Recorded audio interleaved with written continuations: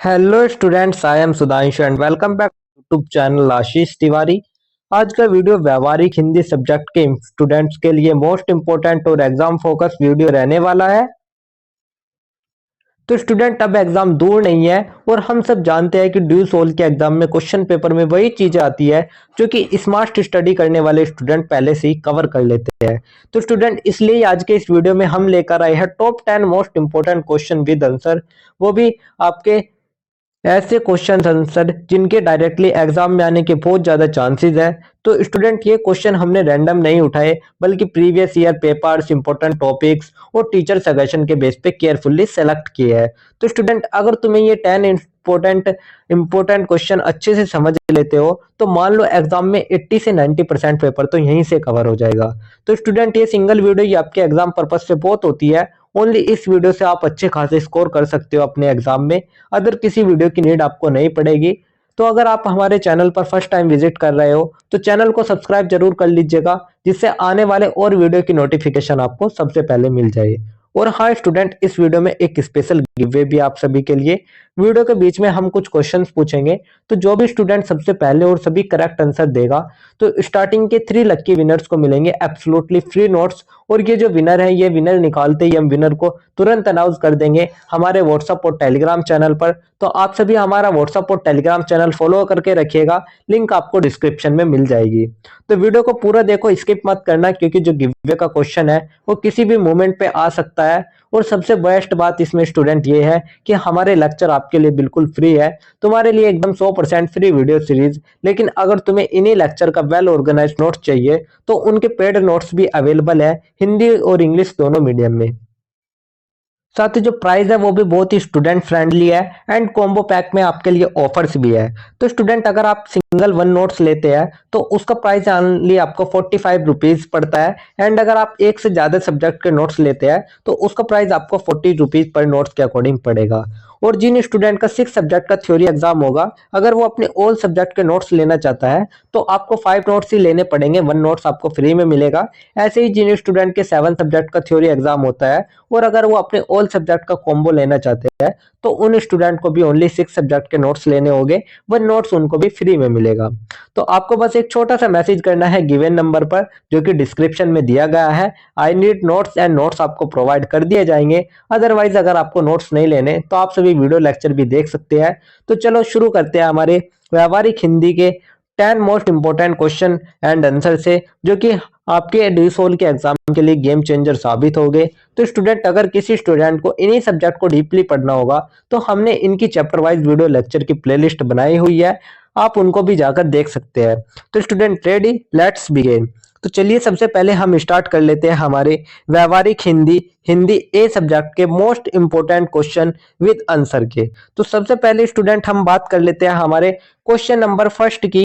और question number first में हमसे क्या पूछा गया है वो देख लेते हैं। तो सबसे पहले मैं आपको बता दूं, जो हमने ये 10 मोस्ट इंपोर्टेंट क्वेश्चन बनाए हुए हैं, इनको हमने एक क्वेश्चन को 2 तरीके से भी लिखकर बनाया हुआ है। तो सबसे पहले हमारे क्वेश्चन नंबर 1 में पूछा गया है कि व्यावहारिक हिंदी का परिचय देते हुए उसकी उपयोगिता को स्पष्ट कीजिए और व्यावहारिक हिंदी का अर्थ स्पष्ट करते हुए उसके विविध क्षेत्रों का परिचय दीजिए। तो स्टूडेंट, यहाँ पर हमारे से पूछा गया है 3 चीज हमसे यहाँ पे पूछी गई है। आप सभी ध्यान दीजिएगा, यहाँ पर हमारे से 3 चीज पूछी गई है। फर्स्ट, हमारी व्यावहारिक हिंदी का अर्थ, अर्थ ले लो या परिचय ले लो, एक ही बात होगी। साथ साथ उसकी उपयोगिता, और थर्ड हमारे विविध क्षेत्र। यानी कि यहाँ पर हमारे से 3 चीज जो पूछी गई है वे मैंने आपको बता दी, अर्थ, उपयोगिता और विविध क्षेत्र। तो आपको इसी तरीके से सबसे पहले क्वेश्चन को समझना है और क्वेश्चन को समझने के बाद देन हमें हमारा उत्तर लिखना है। तो जो हमारा उत्तर रहेगा ये भी हमें हमारे 3 पार्ट में लिखना है, परिचय और मुख्य भाग और हमारा निष्कर्ष के रूप में। तो चलिए सबसे पहले हम शुरू कर लेते हैं हमारे परिचय से।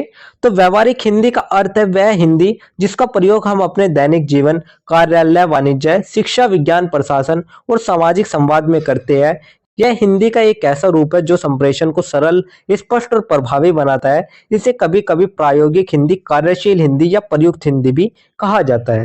तो स्टूडेंट आप सभी इमेजिन कीजिए, सुबह सुबह आप एक रेलवे स्टेशन पर खड़े हैं, अनाउंसमेंट होती है ट्रेन प्लेटफॉर्म नंबर 3 पर आ रही है, फिर आप एक दुकान पर जाते हैं, भैया एक बिस्कुट दे दो, फिर ऑफिस पहुंचते हैं, बॉस मेल भेजते हैं, कृपया रिपोर्ट आज सबमिट करें। तो आप सोचे ये तीनों जगह कौन सी हिंदी का इस्तेमाल हुआ, तो साहित्य वाली शुद्ध हिंदी या डिक्शनरी वाली डिफिकल्ट हिंदी? तो स्टूडेंट नहीं, इनमें से किसी भी हिंदी का उपयोग नहीं हुआ, ये थी हमारी व्यवहारिक हिंदी, यानी कि वह हिंदी जो कि हम रोजमर्रा की जिंदगी, कामकाज, communication, office, media, science, education हर जगह यूज करते हैं, उसको ही हम हमारी व्यवहारिक हिंदी कहते हैं। तो एक तरीके से आप व्यवहारिक हिंदी की परिभाषा इस तरीके से भी लिख सकते हैं कि व्यवहारिक हिंदी वो हिंदी है जो हम डेली लाइफ में बोलते, लिखते और समझते हैं, सिंपल, क्लियर, डायरेक्ट और इफेक्टिव। तो स्टूडेंट यही था हमारा एक छोटा सा परिचय। परिचय के बाद जो हमारा नेक्स्ट टॉपिक आता है वो हमारा आता है व्यवहारिक हिंदी का अर्थ और विशेषताएं। तो अब हम बात कर लेते हैं व्यवहारिक हिंदी के अर्थ और विशेषताओं के बारे में। तो व्यवहारिक हिंदी वह है जो आम जीवन में व्यक्तिगत और सामाजिक कार्यों के निष्पादन में प्रयोग की जाती है। यह संप्रेषण की भाषा है, सरल, सहज, स्पष्ट और सटीक। तो व्यवहारिक हिंदी का अर्थ है स्टूडेंट हिंदी इन प्रैक्टिकल यूज। तो यह वह हिंदी है जो कि रोजमर्रा के कामों को आसान बनाती है, या ये वो भाषा है जो संवाद को तेज, सरल और प्रभावी बनाती है। और स्टूडेंट इसका प्रयोग लिखित और मौखिक दोनों रूपों में होता है। यह किसी एक वर्ग की नहीं बल्कि समस्त समाज की भाषा होती है। तो इसे प्रैक्टिकल हिंदी, ऑफिस हिंदी या फंक्शनल हिंदी भी कहा जाता है। तो एग्जाम्पल के लिए अगर आप देखें तो शुद्ध हिंदी सेंटेंस होगा कृपया प्रार्थना पत्र स्वीकार करें, और व्यवहारिक हिंदी का जो सेंटेंस होगा वो होगा सर प्लीज मेरा एप्लीकेशन एक्सेप्ट कर लीजिएगा। तो देखिए सेम मीनिंग है बट क्लियर एंड प्रैक्टिकल जो है वो थोड़े से चेंज हो गए हैं। तो स्टूडेंट यही था हमारा व्यवहारिक हिंदी का अर्थ और उसकी विशेषता। इसके बाद जो हमारा नेक्स्ट टॉपिक आता है वो हमारा आता है व्यवहारिक हिंदी की उपयोगिता। तो अब हम बात कर लेते हैं व्यवहारिक हिंदी की उपयोगिता के बारे में। उपयोगिता की देखें तो अब बारी आता है हमारे वाई हिंदी क्यों इंपॉर्टेंट है, यानी कि जो हमारी व्यवहारिक हिंदी है वो हमारी क्यों इंपॉर्टेंट है, कहां पर काम आती है। तो चलिए आपको एक स्टोरी के माध्यम से बताता हूं। सबसे पहले जो हमारा आता है संचार का माध्यम। तो व्यवहारिक हिंदी व्यक्ति को अन्य से संवाद स्थापित करने में सक्षम बनाती है, विशेष रूप से भारत जैसे बहुभाषी देश में। तो स्टूडेंट आप एक स्टोरी के माध्यम से समझिएगा। रमेश नाम का एक लड़का है, वो अपने इंटरव्यू के लिए, अपनी जॉब के लिए जाता है। तो जॉब के लिए वहां पर उसको इंटरव्यू देना होता है। तो रमेश एक छोटे शहर का लड़का था, वो दिल्ली में बैंक में इंटरव्यू देने गया और इंटरव्यूअर ने उससे पूछा कि आप कस्टमर से किस भाषा में बात करेंगे। तो जो रमेश है वो बोला सर जिसे कस्टमर समझे, सिंपल प्रैक्टिकल हिंदी। तो बस यही है हमारी व्यवहारिक हिंदी की पावर। अब इसके जो पॉइंट्स हैं उसको मैं वन बाई वन आपको बता देता हूँ। तो सबसे पहला आता है हमारा संचार का माध्यम। तो भारत बहुभाषी देश है, हिंदी एक कॉमन लिंक लैंग्वेज का काम करती है। एग्जाम्पल के लिए अगर आप देखें तो जो दिल्ली का आदमी है वो यूपी वाले से, राजस्थान वाले से भी इजिली कम्युनिकेट कर सकता है। तो यही था हमारा संचार का माध्यम। सेकंड हमारा आता है प्रशासन और कार्यालय में उपयोगी। तो व्यवहारिक हिंदी का प्रयोग सरकारी और गैर सरकारी कार्यालयों, बैंकों, वित्तीय संस्थानों आदि में अत्यंत महत्वपूर्ण है। तो नोटिस, सर्कुलर, ऑर्डर्स, रिपोर्ट सब कुछ हिंदी में ही होता है। तो एग्जाम्पल के माध्यम से आप समझिए कि कृपया अपना आधार कार्ड जमा करें, तो ऑफिस हिंदी का ये बेस्ट एग्जाम्पल है। तो यही था हमारा प्रशासन और कार्यालय में उपयोग। इसके बाद थर्ड आता है हमारा शिक्षा का माध्यम। तो हिंदी अब तकनीकी और उच्च शिक्षा में भी प्रयुक्त हो रही है। इससे छात्र सुलभ भाषा में ज्ञान प्राप्त कर पा रहे हैं। तो साइंस, कॉमर्स, आर्ट्स सब सब्जेक्ट हिंदी मीडियम में भी अवेलेबल है। तो स्टूडेंट को टफ कॉन्सेप्ट्स को भी इजीली समझ में आ जाते हैं हमारे व्यवहारिक हिंदी की वजह से। फोर्थ हमारा आता है व्यापार एवं उद्योग में योगदान। तो कंपनियां अपने विज्ञापन, विपणन और ग्राहक सेवा में व्यवहारिक हिंदी का प्रयोग करती है ताकि स्थानीय जनता तक पहुंच बनाई जा सके। तो जो कंपनीज है वे हिंदी में एड्स बनाती है, क्योंकि लोकल ऑडियंस तक पहुंचने के लिए उनको हिंदी में ही एड बनाना होता है। तो एग्जाम्पल के लिए अगर आपने ये वाला एड तो सुना ही होगा कि दाग अच्छे है, ये दिल मानोगे मोर। तो स्टूडेंट हिंदी एड्स इंडिया में सबसे ज्यादा इफेक्टिव होते हैं। तो यही था हमारे व्यापार एवं उद्योग में योगदान। इसके बाद जो हमारा फिफ्थ आता है वो हमारा आता है सूचना तकनीक और मीडिया। तो internet, YouTube, blog, TV, social media आदि में हिंदी का प्रयोग तेजी से बढ़ा है। व्यावसायिक और जनसंचार के क्षेत्र में हिंदी की भूमिका अब केंद्रीय हो रही है। तो इंटरनेट, यूट्यूब, टीवी, ब्लॉगिंग सब में हिंदी में जो हिंदी है वो बम कर रही है। तो आपका ये यूट्यूब चैनल भी इसी का एक एग्जाम्पल है। हिंदी कंटेंट का सबसे बड़ा ऑडियंस बेस भारत में ही है। तो स्टूडेंट यही था हमारा सूचना तकनीक और मीडिया। तो यही थे हमारे व्यवहारिक हिंदी की उपयोगिता। इसके बाद जो हमारा नेक्स्ट टॉपिक आता है वो हमारा आता है व्यावहारिक हिंदी के विविध क्षेत्र। तो स्टूडेंट अब हम बात कर लेते हैं हमारे व्यावहारिक हिंदी के प्रमुख क्षेत्र के बारे में। सबसे पहला हमारा आता है कार्यालय हिंदी, एडमिनिस्ट्रेटिव हिंदी। तो सरकारी या निजी दफ्तरों में प्रयुक्त हिंदी, उदाहरण नोटिस, पत्राचार, आदेश आदि। तो नोटिस, ऑफिस सर्कुलर्स, एप्लीकेशन, ये सभी हमारे कार्यालय हिंदी के एक रूप है।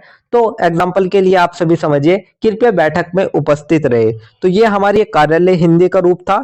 सेकंड हमारा था वाणिज्यिक हिंदी। तो व्यापार और आर्थिक लेन देन में प्रयुक्त हिंदी, जैसे बिल, चालान, विज्ञापन, ग्राहक संवाद। तो जो हिंदी हमारे व्यापार और आर्थिक लेन देन में प्रयुक्त होती है उसको हम वाणिज्यिक हिंदी कहते हैं। जैसे कि बिल हो गए, इनवॉइस हो गए, कस्टमर सर्विस हो गए। एग्जाम्पल के लिए अगर आप देखें तो आपके खाते में 5,000 जमा हुए हैं, तो ये हमारे एक वाणिज्यिक हिंदी का उदाहरण था। इसके बाद थर्ड हमारा आता है वैज्ञानिक हिंदी, यानी कि साइंटिफिक हिंदी। तो विज्ञान और तकनीक से जुड़े क्षेत्रों में प्रयोग होने वाली हिंदी, जैसे अनुसंधान, लेख, विज्ञान, संचार।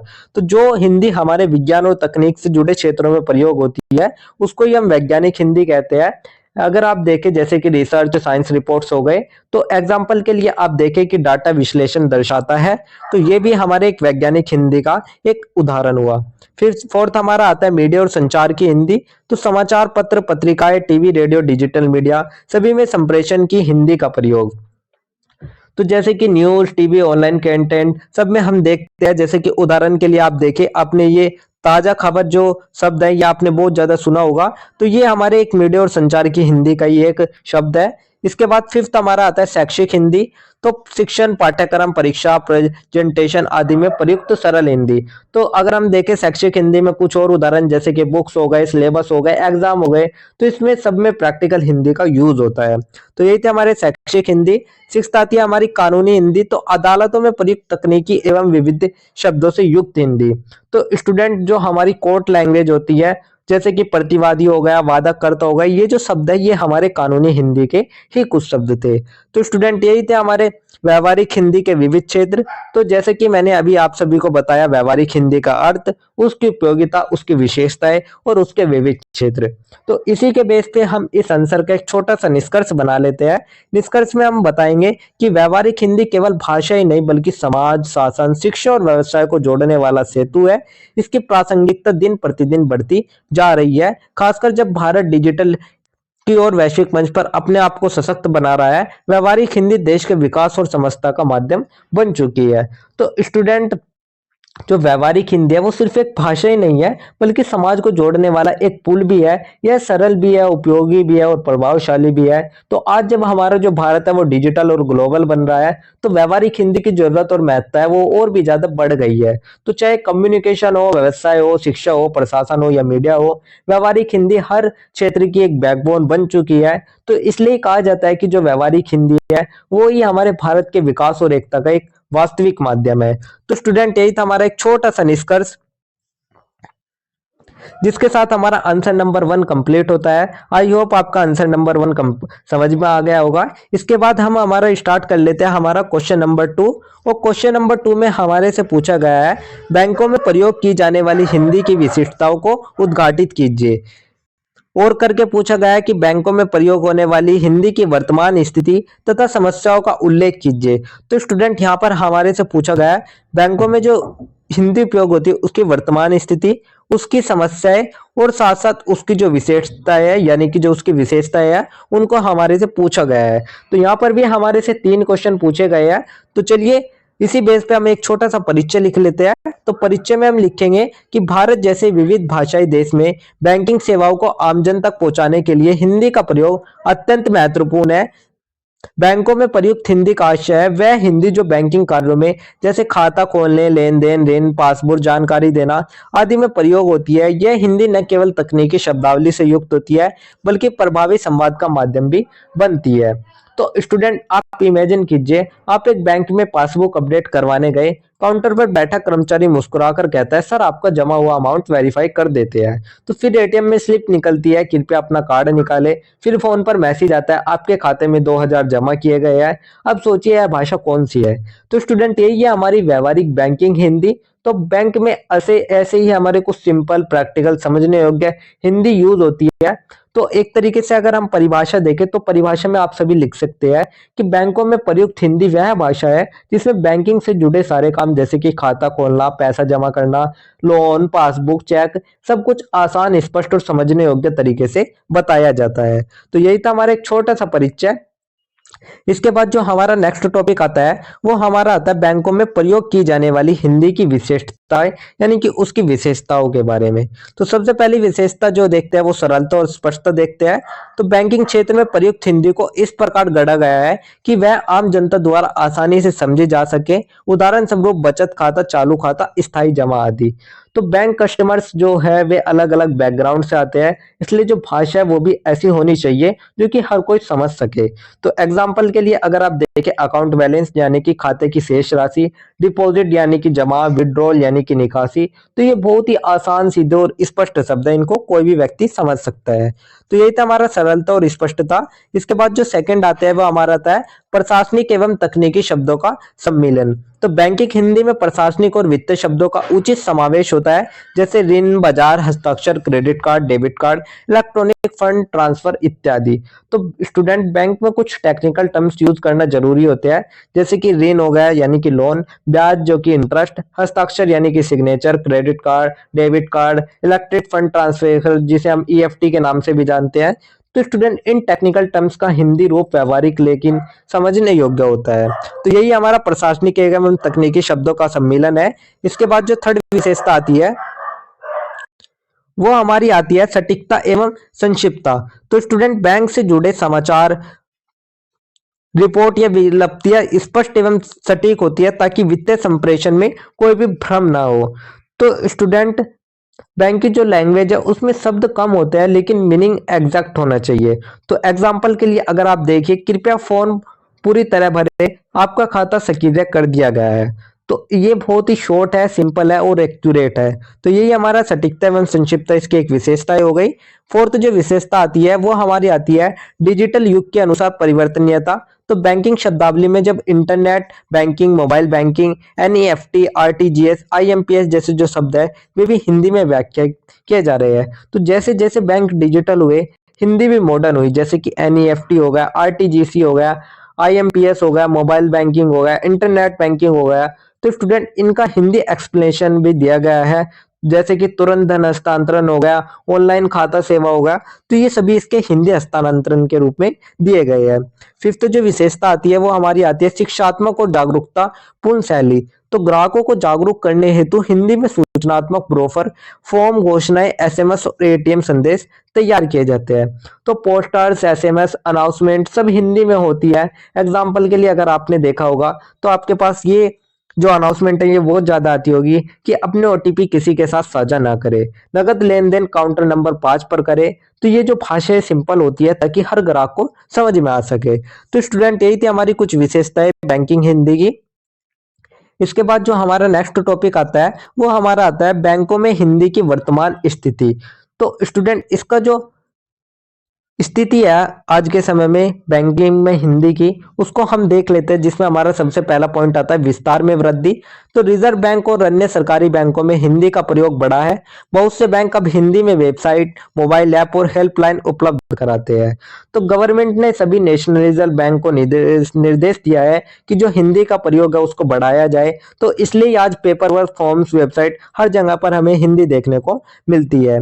सेकंड हमारा आता है राजभाषा नीति का पालन। तो भारत सरकार की राजभाषा नीति के अंतर्गत बैंकों को हिंदी में कार्य करने के निर्देश दिए गए हैं। इसके तहत रिपोर्ट, नोटिस और ग्राहक सेवा हिंदी में भी अनिवार्य की गई है।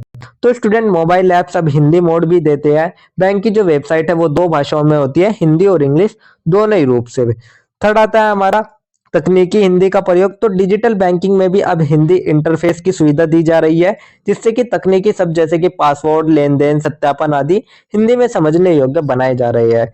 तो student circulars, notice, customer document बहुत कुछ अब हिंदी में उपलब्ध हो चुका है।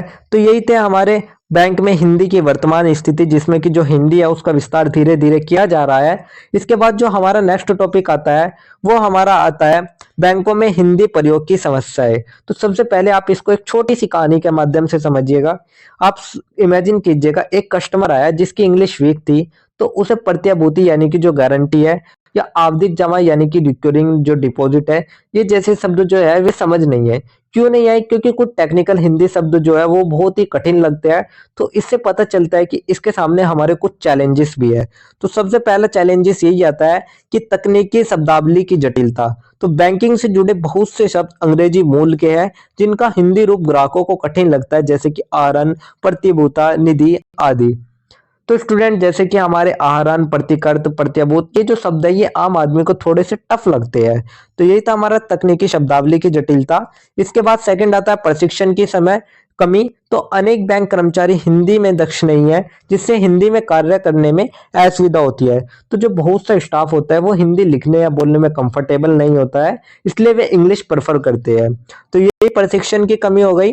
इससे अलग थर्ड देखे तो डिजिटल प्लेटफॉर्म में अंग्रेजों का वर्चस्व। तो mobile apps, website, ATM interface आज भी अधिकांश अंग्रेजी में है, जिससे कि हिंदी भाषी लोगों को कठिनाई होती है। तो student, mobile apps, ATMs, internet banking, इनमें अभी भी जो इंग्लिश है वो बहुत ही ज्यादा देखने को हमें मिल जाती है। इससे अलग मिलता है फोर्थ, अनुवाद की त्रुटियां। तो कई बार हिंदी अनुवाद केवल शाब्दिक होता है, जिससे अर्थ स्पष्ट नहीं होता। जैसे क्लिक करे को दबाए लिखना ग्राहकों को भ्रमित कर सकता है। तो कभी कभी जो ट्रांसलेशन है वो वर्ड टू वर्ड होता है और इसका अर्थ भी बदल जाता है। तो क्लिक हेयर का जो गलत अनुवाद है यहाँ दबाए होता है, जबकि सही होगा यहाँ पर क्लिक करे। तो स्टूडेंट, यही थे हमारे बैंकों में हिंदी प्रयोग की जो समस्या है वे मैंने आपको बता दिया। तो सभी टॉपिक मैंने इसमें आपको बता दिए जो कि हमारे से क्वेश्चन में पूछे गए थे। इसके बाद जो हमारा नेक्स्ट टॉपिक आता है वो हमारा एक छोटा सा निष्कर्ष का आता है, कंक्लूजन का आता है। तो कंक्लूजन में हम देखेंगे कि बैंकिंग क्षेत्र में हिंदी की भूमिका निरंतर विस्तृत और सशक्त होती जा रही है। आज ये केवल संप्रेषण की भाषा ही नहीं बल्कि ग्राहक जागरूकता, प्रशासनिक प्रक्रिया और वित्तीय समावेशन का सशक्त माध्यम बन गई है। तो स्टूडेंट, जो बैंकों में हिंदी है वो आज सिर्फ एक भाषा के रूप में नहीं बल्कि ग्राहक सेवा का सबसे महत्वपूर्ण साधन बन चुकी है। तो हिंदी ने बैंकिंग को आम जनता तक पहुंचाने में बड़ा योगदान दिया। हालांकि तकनीकी शब्दों की जटिलता और व्यावहारिक प्रशिक्षण की कमी जैसी समस्याएं बनी हुई है, फिर भी हिंदी में कार्य करने की दिशा में प्रयास और प्रगति दोनों जारी है। बैंकों को चाहिए कि वे हिंदी को और अधिक सरल, व्यावहारिक और ग्राहकोन्मुख बना सके। तो इस समय हमारे कुछ टेक्निकल कठिनाइयां और ट्रेनिंग की कमी जैसी समस्याएं वे अभी भी हमें देखने को मिल जाती है, पर एक तरीके से ओवरऑल जो हिंदी का उपयोग है वो लगातार बढ़ रहा है। तो स्टूडेंट, इसलिए कहा जाता है कि जो बैंकिंग क्षेत्र है उसमें हिंदी ग्राहक और बैंक के बीच के जो सेतु का काम है वो हमारी हिंदी करती है। तो यही था हमारा एक छोटा सा निष्कर्ष, जिसके साथ हमारा आंसर नंबर 2 भी कंप्लीट होता है। इसके बाद जो हमारा नेक्स्ट क्वेश्चन आता है वो हमारा क्वेश्चन नंबर 3 आता है। तो स्टूडेंट, अब हम बात कर लेते हैं हमारे क्वेश्चन नंबर 3 की। और क्वेश्चन नंबर 3 में हमारे से पूछा गया है, संपर्क भाषा के रूप में हिंदी के महत्व को रेखांकित कीजिए। संपर्क भाषा के रूप में हिंदी के महत्व पर प्रकाश डालिए। यानी कि जो संपर्क भाषा के रूप में हिंदी है उसके महत्व के बारे में हमें इस क्वेश्चन में पूछा गया है। तो देखिए, बात एक ही पूछी गई है, दोनों में हिंदी के मैथ पूछे गए हैं, लेकिन यहाँ पे जो शब्द है वे रेखांकित या प्रकाश डालिए कर दिए गए हैं। तो आपको इनसे कंफ्यूज नहीं होना है। यहाँ पर आपसे एक ही बात पूछी गई है, संपर्क भाषा के रूप में हिंदी के महत्व के बारे में। तो चलिए स्टूडेंट, हम हमारा क्वेश्चन नंबर 3 का जो आंसर है वो लिखना शुरू कर लेते हैं। तो सबसे पहले हम एक छोटा सा परिचय लिखेंगे। तो परिचय में हम देखेंगे, भारत जैसे बहुभाषी देश में जहां सैकड़ों बोलियों और भाषाएं बोली जाती है, वहां एक ऐसी भाषा की आवश्यकता होती है जो विभिन्न समुदाय, राज्यों और क्षेत्रों के लोगों को आपस में जोड़ सके। तो ऐसी भाषा को संपर्क भाषा कहा जाता है। तो स्टूडेंट, आप एक तरीके से कल्पना कीजिए कि आप तमिलनाडु से आई है, चेन्नई में रहते हैं। तो आपके साथ ट्रेन में गुजरात की एक फैमिली बैठी है, सामने सीट पर महाराष्ट्र का एक स्टूडेंट है और थोड़ी दूर पर एक पंजाबी अंकल। तो सवाल यह है कि इतने अलग भाषाओं वाले जो लोग हैं वे आखिर एक दूसरे से बात कैसे करते हैं? तो इसका जवाब है स्टूडेंट हिंदी। तो हिंदी सिर्फ एक भाषा ही नहीं है बल्कि भारत जैसे विविध देश में दिलों को जोड़ने वाली कड़ी है, हमारी एक संपर्क भाषा है। तो इसलिए स्टूडेंट, हिंदी भारत की सबसे अधिक बोली और समझी जाने वाली भाषा है और इसलिए यह प्राकृतिक रूप से संपर्क भाषा की भूमिका निभाती है।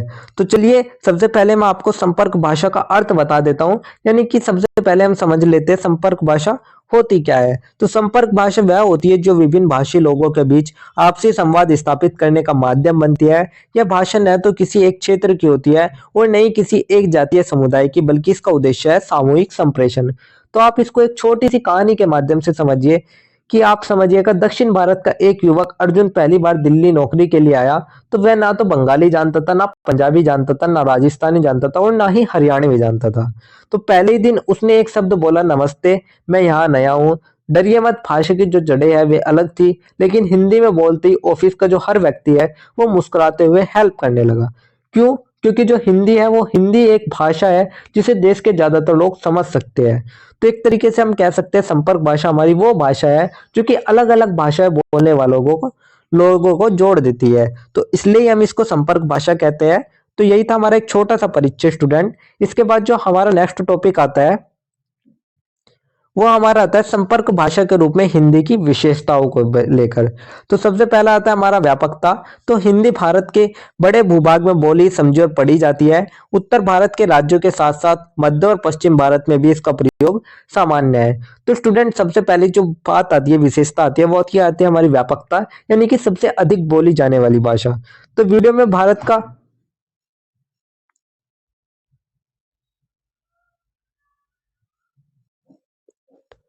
अगर हम देखें तो जो उत्तर मध्य पश्चिम भारत का जो हिस्सा है वो 70% से ज्यादा जो हिस्सा है वो हिंदी समझता है। तो आप आप किसी भी जगह पर हो स्टूडेंट, आप चाहे ट्रेन में हो, चाहे बस में हो, चाहे एयरपोर्ट पे हो, चाहे होटल में हो, चाहे किसी दुकान पे हो, तो जो हिंदी है वो आपका सबसे भरोसेमंद साथी के रूप में देखा जाता है। इसके बाद सेकंड हमारा जो विशेषता आती है वो हमारी आती है सरल और व्यवहारिक संरचना। तो हिंदी की लिपि देवनागरी और व्याकरण अपेक्षाकृत सरल है, जिससे अन्य भाषी लोग भी इसे आसानी से सीख सकते हैं। तो जो हिंदी का लिखना है या स्पेलिंग उच्चारण है वो सब कुछ सरल है, जैसे कि पानी जैसा लिखा है वैसा ही बोला है, खिड़की, किताब, मित्र, सीधे ये स्पष्ट शब्द है। तो स्टूडेंट, इस सरलता की वजह से जो दूसरी भाषा है वे बोलने वाले भी जो लोग हैं वे हिंदी जल्दी से सीख लेते हैं। तो यही था हमारा सरल और व्यवहारिक संरचना। इसके बाद थर्ड आता है हमारा प्रशासनिक और शैक्षिक प्रयोग। तो हिंदी को भारत सरकार की राजभाषा का दर्जा प्राप्त है। सरकारी कार्यों, दस्तावेज, शिक्षा संस्थानों और कार्यालय में हिंदी का प्रयोग संपर्क भाषा के रूप में तेजी से बढ़ा है। तो ऑफिस, दफ्तर, सरकारी notice, railway station, metro station, हर जगह पे हमें हिंदी का जो प्रयोग है वो हमें देखने को मिल जाता है। उदाहरण के लिए आप समझिएगा, रेलवे स्टेशन पर जो घोषणा होती है वो हमारी हिंदी में ही होती है, जैसे कि प्लेटफॉर्म नंबर 3 पर गाड़ी आ रही है। तो हिंदी और इंग्लिश दोनों ही तरीके से हमारी जो घोषणा है वो होती है। तो हिंदी में इसलिए होती है ताकि जो हमारे अशिक्षित या कम पढ़े लिखे लोग हैं वे भी हमारी सूचना को प्रदान कर सके। तो ये जो घोषणा है ये हर भारतीय समझ लेता है, क्योंकि हिंदी ही एक ऐसी भाषा है जो कि लोगों को जोड़ती है। तो स्टूडेंट, यही था हमारा प्रशासनिक और शैक्षिक प्रयोग। इसके बाद जो हमारा फोर्थ आता है वो हमारा आता है मीडिया और जनसंचार में प्रमुख भूमिका। तो टीवी, रेडियो, अखबार, यूट्यूब और सोशल मीडिया पर हिंदी सबसे अधिक लोकप्रिय और प्रभावशाली माध्यम बन चुकी है। इससे इसकी पहुंच सभी वर्गों तक बनी हुई है। तो स्टूडेंट, आप सोचिए, YouTube, Instagram, news, FM, TV, serial, फिल्में, कमेंट बॉक्स, हर जगह हिंदी कंटेंट सबसे ज्यादा देखा जा रहा है। तो हिंदी इंटरनेट पर दुनिया की तीसरी सबसे बड़ी भाषा बन चुकी है, यानी कि भारत के हर राज्य का व्यक्ति डिजिटल दुनिया में हिंदी के जरिए जुड़ जाता है। तो यही था हमारा मीडिया और जनसंचार में प्रमुख भूमिका। इसके बाद फिफ्थ में आपको बताऊं सामाजिक समरसता का माध्यम। तो हिंदी लोगों को उनकी भाषाई विविधता के बावजूद जोड़ती है। यह भाषा राष्ट्रीय एकता, भावनात्मक एकता और सामाजिक सौहार्द का प्राकृतिक माध्यम भी बन चुकी है। तो हिंदी सिर्फ एक शब्द ही नहीं है स्टूडेंट, ये भावनाओं को सीधे दिल तक पहुंचाती है। इसमें बहुत सारे ऐसे शब्द हैं जो कि हमारी भावना से जुड़े होते हैं, जैसे कि माँ, देश, अपना घर, दोस्ती, प्रेम, सम्मान। तो जब कोई हिंदी में बोलता है तो जो बात है वो दिल तक पहुंचती है। तो यही था हमारा सामाजिक समझता का माध्यम। इसके बाद जो हमारा नेक्स्ट टॉपिक आता है स्टूडेंट, वो हम देख लेते हैं कि वर्तमान संदर्भ में हिंदी की जो भूमिका है वो किस तरीके से है। तो भारत सरकार की विभिन्न योजनाएं जैसे एक भारत श्रेष्ठ भारत भी हिंदी को संपर्क भाषा के रूप में प्रयोग करने की दिशा में कार्य कर रही है। तो आज सरकार की जो योजनाएं हैं वे भी हिंदी में है, जैसे कि एक भारत श्रेष्ठ भारत, डिजिटल इंडिया, स्वच्छ Bharat, e governance, website, banking है, सब ये सभी हमारे हिंदी में उपलब्ध है। यानी कि हिंदी अब सिर्फ बोलचाल की भाषा नहीं है, बल्कि डिजिटल संपर्क भाषा बन चुकी है। तो तकनीकी और डिजिटल युग में हिंदी का डिजिटल रूपांतरण, जैसे कि हिंदी की में वेबसाइट, ऐप और ई गवर्नेंस इसे और ज्यादा प्रभावी और संपर्क भाषा बना रहे हैं। तो स्टूडेंट, आपको मैं बताता हूँ कि जो हिंदी है वो भारत को कैसे जोड़ती है। तो आप एक माध्यम से समझिए, मान लीजिएगा आप देश में एक बड़ा त्योहार है, जैसे कि दिवाली मान लीजिएगा या ईद मान लीजिएगा, दिवाली मान लीजिएगा।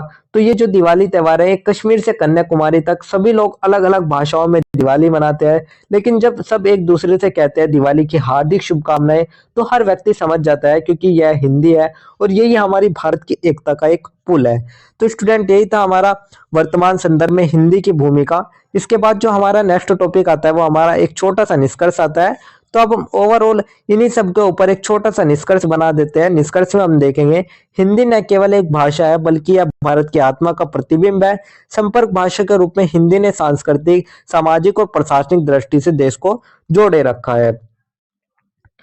तो स्टूडेंट, हिंदी सिर्फ एक भाषा ही नहीं है, बल्कि यह भारत की धड़कन है। यह देश की विविधता को जोड़ती है। कश्मीर के पहाड़ों से लेकर कन्याकुमारी के समंदर तक, गुजरात के रेगिस्तान से लेकर असम के चाय बागानों तक, हिंदी जो है वो एक संपर्क भाषा है। इसकी सहजता, व्यापकता और स्वकार्यता के कारण यह आज एक सशक्त राष्ट्रीय सेतु बन चुकी है। भविष्य में भी हिंदी बहुभाषी भारत को एक सूत्र में पिरोने में महत्वपूर्ण भूमिका निभाती रहेगी। तो स्टूडेंट, हिंदी एक ऐसी भाषा है जो दिलों को जोड़ती है, दूरी मिटाती है और एकता का सेतु बनाती है। और जब तक भारत है, हिंदी की जो गूंज है वो हमेशा हमें देखने को मिली रहेगी। तो स्टूडेंट, यही था हमारा एक छोटा सा निष्कर्ष, जिसके साथ हमारा आंसर नंबर 3 भी कंप्लीट होता है। इसके बाद जो हमारा नेक्स्ट क्वेश्चन आता है वो हमारा क्वेश्चन नंबर 4 आता है। क्वेश्चन नंबर 4 में हमारे से पूछा गया है, सामान्य हिंदी से तुलना करते हुए बम्बईया हिंदी की कुछ विशेषताओं का उल्लेख कीजिए और आईपीएल मैच के संदर्भ में किन्हीं दो टीमों के बीच मैच के आंखों का देखा अनुभव लिखिए। यानी कि यहाँ पर हमारे से दो चीजें पूछे गई है। फर्स्ट, हमारा सामान्य हिंदी से हमें तुलना करनी है बम्बईया हिंदी की, और बम्बईया हिंदी की कुछ विशेषताएं बतानी है। साथ साथ हमें एक विजुअल या एक संदर्भ में हमें देखना है कि मान लीजिए आईपीएल मैच चल रहा है, तो उसमें जो दो टीम है उनके बीच के जो मैच का आंखों देखा अनुभव है वो हमें एक तरीके से प्रस्तुत करना है। तो चलिए, इस आंसर की शुरुआत हम सबसे पहले एक छोटी सी प्रस्तावना से कर लेते हैं। प्रस्तावना में हम देखेंगे, भाषा और खेल दोनों ही मनुष्य के सामाजिक जीवन में गहराई से जुड़े होते हैं। एक और भाषा समाज की पहचान है, तो दूसरी ओर खेल समाज का उत्सव। तो स्टूडेंट, आप एक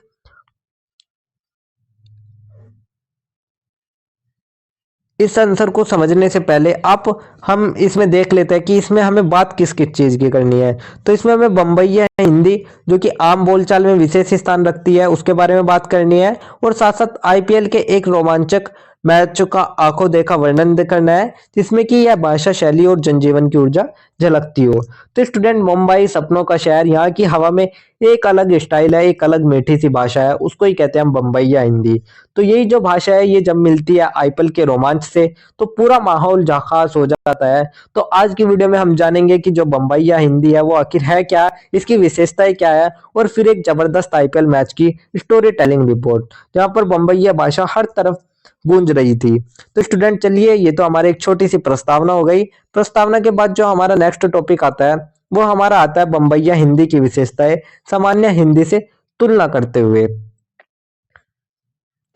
तो सबसे पहले हम देख लेते हैं कि बम्बईया हिंदी मुंबई शहर में बोले जाने वाली एक संकर और अनौपचारिक भाषा है, जो हिंदी, मराठी, अंग्रेजी, उर्दू और गुजराती भाषाओं के मेल से बनी है। सामान्य हिंदी की तुलना में इसकी अपनी शैली, लहजा और ऊर्जा होती है। तो स्टूडेंट, बम्बईया हिंदी कोई किताबों वाली हिंदी नहीं है। ये पैदा हुई है मुंबई की भीड़ से, गलियों में, टपरी पर, लोकल ट्रेन में। तो ये जो हिंदी है, ये हिंदी, मराठा, उर्दू और अंग्रेजी का झकास मिश्रण है। तो इतनी फास्ट, इतनी कूल कि सुनने वाला जो तुरंत है वो तुरंत ही स्माइल कर देता है, तुरंत ही मुस्कुरा देता है। तो चलिए, ये तो मैंने आपको बम्बईया हिंदी बता दी। इसकी कुछ विशेषताएं बता देते हैं। मुख्य विशेषताओं में अगर हम सबसे पहले देखें, मिश्रित शब्दावली, जैसे अपुन बोले क्या सीन है बे, जकास बोले, तो इसमें अंग्रेजी, मराठी और उर्दू शब्दों का खूब उपयोग होता है। तो यहाँ पर हिंदी में मराठी, अंग्रेजी, उर्दू ये आराम से मिल जाते हैं। उदाहरण के लिए जैसे कि आपने देखा, अपुन बोले तो, क्या सीन है रे भाई, झकास है रे, टेंशन नोट। तो ये जो सभी शब्द है, ये मुंबई की लोकल अलग अलग लोगों को जोड़ती है। वैसे ये जो भाषा है वो अलग अलग भाषाओं को जोड़ती है। तो स्टूडेंट यही थे हमारे मिश्रित शब्दावली। इसके बाद जो हमारा नेक्स्ट टॉपिक है, जो नेक्स्ट विशेषता आती है, वो हमारी आती है संक्षिप्त और तेज संवाद। तो भाषा छोटी, प्रभावशाली और तेज होती है। जैसे अपुन जाएगा, देख रहे हो क्या। तो मुंबई की जो स्पीड है और बम्बई है हिंदी का जो लहजा है, वो दोनों एक ही जैसे है। दोनों ही की स्पीड जो है वो बहुत ही तेज है। तो उदाहरण के लिए अगर आप देखें कि अपुन आ रहा है, देखा ना बे, चिल मार, तो ये लंबे वाक्य नहीं है, सीधी तेज और पंच वाली बात है। तो ये हमारा संक्षिप्त और तेज संवाद है। इसके बाद थर्ड हमारा आता है व्यक्तिगत संबोधन। शब्द जैसे भाई, बीड़ू, बाबा, बेवड़ा, आम। तो आपने संबोधन जो देखे, तो संबोधन करने के इनके अलग ही स्टाइल है। तो बम्बईया हिंदी में सबसे मजेदार है। एक लोगों को एक दूसरे के कैसे बुलाते हैं, तो हमारे यहाँ पर जैसे बुलाते हैं ब्रदर, सिस्टर, भाई, बहन, इस तरीके से वहां पर बुलाते हैं भाऊ, भाई, हबीबी, हपूड़े, बाबू, बेवड़ा। इस तरीके से ये जो शब्द हैं, ये सुनते ही लगता है कि जो आप मुंबई है, वे आप मुंबई में खड़े हुए हैं। तो यही है हमारा व्यक्तिगत संबोधन। इसके बाद नेक्स्ट विशेषता आती है फिल्मों और क्रिकेट में प्रचलन। तो बम्बईया हिंदी का खूब प्रयोग बॉलीवुड फिल्मों और आईपीएल जैसे आयोजनों में होता है, जिससे यह और ज्यादा लोकप्रिय हो गई है। तो बॉलीवुड फिल्मों ने तो इसे और भी ज्यादा मशहूर कर दिया है। क्या बोलती पब्लिक, ए भाई क्या करते रहे। और जो आईपीएल है, जहां पर स्टेडियम में सबसे ज्यादा आवाज गूंजती है, क्या मारा रे भाई, झकास, सिक्सर। तो ये सभी हमारे फिल्मों और क्रिकेट में आई बम्बईया भाषा का प्रचलन है। इसके बाद फिफ्थ अगर हम देखें, तो सामान्य हिंदी से अगर हम अंतर देखें, तो सामान्य हिंदी अधिक शुद्ध, व्यवहारिक और व्याकरणिक और औपचारिक होती है। जबकि जो हमारी बम्बईया हिंदी है, वो प्राकृतिक और जनमानस भाषा के रूप में जीवंत होती है। तो स्टूडेंट यही थे हमारे मुख्य विशेषताएं जो कि मैंने आपको बता दी। इसके बाद जो हमारा नेक्स्ट टॉपिक आता है, वो हमारा आता है आईपीएल मैच का आंखों देखा अनुभव, मुंबई इंडियंस बनाम चेन्नई सुपर किंग्स के रूप में। तो यहाँ पर हमने एक मैच ले लिया, मुंबई इंडियंस बनाम चेन्नई सुपर किंग्स का। तो स्टूडेंट चलिए इसको समझते हैं। तो आईपीएल केवल एक क्रिकेट टूर्नामेंट नहीं, बल्कि भारत का त्योहार बन चुका है।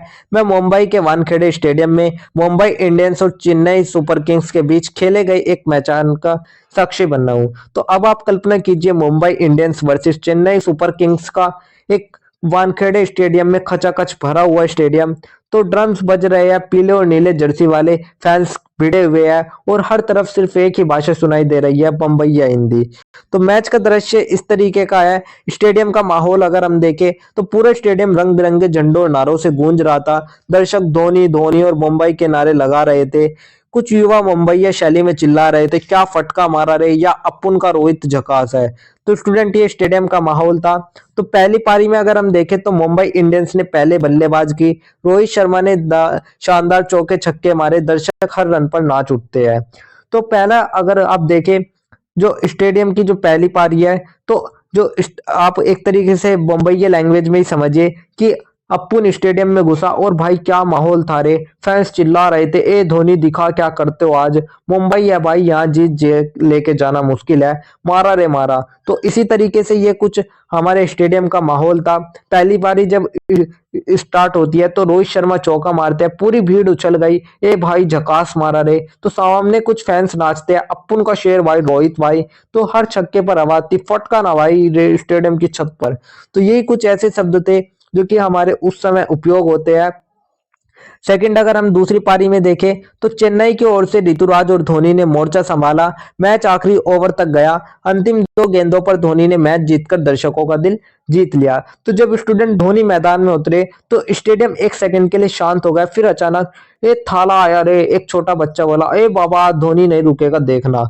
तो ये हमारे कुछ ऐसे शब्द है जो उस समय बोले जाते हैं। आप इन सभी को इमेजिन करके ही समझिएगा, जैसे कि आप स्टेडियम में बैठे हुए हैं।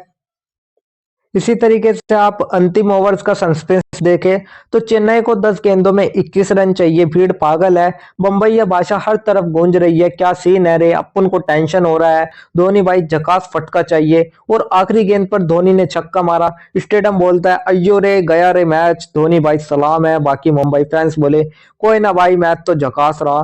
तो स्टूडेंट यही था हमारा एक भावना के रूप में जो दृश्य था, वो मैंने आपको बताया। तो भावना और भाषा और भावना का संगम था। मैच के दौरान बम्बई या हिंदी की भरमार थी, क्या मारा भाई, अपन को यही चाहिए था, झकास जीत। तो स्टूडेंट यही था हमारा एक तरीके से जो पूरा आंखों देखा अनुभव जो कि मैंने आपको बताया। इसके बाद जो हमारा नेक्स्ट टॉपिक आता है वो हमारा एक छोटा सा निष्कर्ष आता है। तो अब हम बात कर लेते हैं हमारे एक छोटे से कंक्लूजन की। तो कंक्लूजन में अगर हम देखें, जहां बम्बई या हिंदी आम जनता की जीवंत और अनौपचारिक अभिव्यक्ति है, वहीं पर आईपीएल जैसे आयोजन उस भाषा को मंच और ऊर्जा प्रदान करते हैं। तो स्टूडेंट, बम्बई या हिंदी सिर्फ एक भाषा ही नहीं है, बल्कि ये पूरे मुंबई की आत्मा है। गली मोहल्लों, फिल्मों, क्रिकेट मैचों, हर जगह पर ये भाषा लोगों को जोड़ती है, हंसाती है और ज्यादा मजा बढ़ाती है। तो दोनों मिलकर आधुनिक भारत की संस्कृति, भाषा और मनोरंजन को दर्शाते हैं।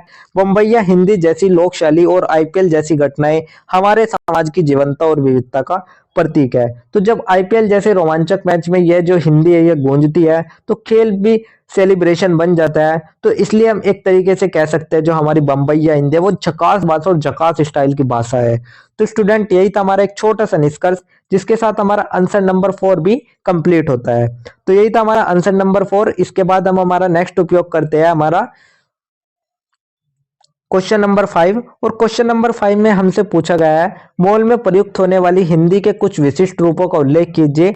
मॉल में ग्राहक और विक्रेता के मध्य प्रयोग होने वाली हिंदी को उदाहरण सहित लिखिए। तो यहाँ पर हमारे से मॉल में प्रयुक्त होने वाली भाषा के रूप में पूछा गया है कि उसका प्रयोग किस तरीके से होता है, उसकी विशेषताएं क्या है, तो उसको हमें बताना है। तो चलिए इस आंसर की शुरुआत हम सबसे पहले एक छोटी सी प्रस्तावना से कर लेते हैं। तो सबसे पहले हम एक छोटी सी प्रस्तावना देख लेते हैं स्टूडेंट। प्रस्तावना में हम देखेंगे, वर्तमान समय में मॉल केवल खरीदारी का केंद्र नहीं, बल्कि सांस्कृतिक, भाषाई और सामाजिक संवाद का स्थान बन चुके हैं। मॉल में प्रयुक्त हिंदी एक ऐसी व्यवहारिक भाषा है जो सहजता, स्पष्टता और प्रभावशीलता के साथ ग्राहक और विक्रेता के बीच संबंध को मजबूत करती है। तो स्टूडेंट, कई बार परिस्थितियां हमें हमारे बैंक खाते बंद करवाने के लिए मजबूर कर देती है, क्योंकि जो हमारे मॉल है उसमें हमारी इस तरीके से भाषा यूज की जाती है कि हम अपना सारा पैसा वहीं पर खर्च कर देते हैं। तो आपने कभी ध्यान दिया है कि जब आप किसी मॉल में जाते हैं तो वहाँ की भाषा घर की हिंदी जैसी नहीं है और पूरी अंग्रेजी भी नहीं होती। तो वह एक खास मॉल हिंदी होती है जो कि ग्राहक को समझ भी आती है और प्रोफेशनल भी लगती है। तो आज की वीडियो में हमें यही जानना है कि मॉल में उपयोग होने वाली हिंदी की विशेषताएं और अंत में एक शानदार ग्राहक विक्रेता बातचीत कहानी के रूप में। तो चलिए, ये तो हमारी एक छोटी सी प्रस्तावना हो गई। प्रस्तावना के बाद जो हमारा नेक्स्ट टॉपिक आता है वो हमारा आता है मॉल में प्रयुक्त हिंदी की विशेषताएं। तो अब हम बात कर लेते हैं जो मॉल में प्रयुक्त हिंदी की विशेषता है उनके बारे में। तो मॉल की हिंदी एकदम व्यवहारिक, सरल और आधुनिक होती है। ये हिंदी ना पूरी देसी होती है ना पूरी अंग्रेजी होती है, बल्कि ये दोनों का मिश्रण होती है। तो चलिए विशेषताओं को एक एक करके देख लेते हैं। सबसे पहला आता है लोकप्रिय और सरल भाषा।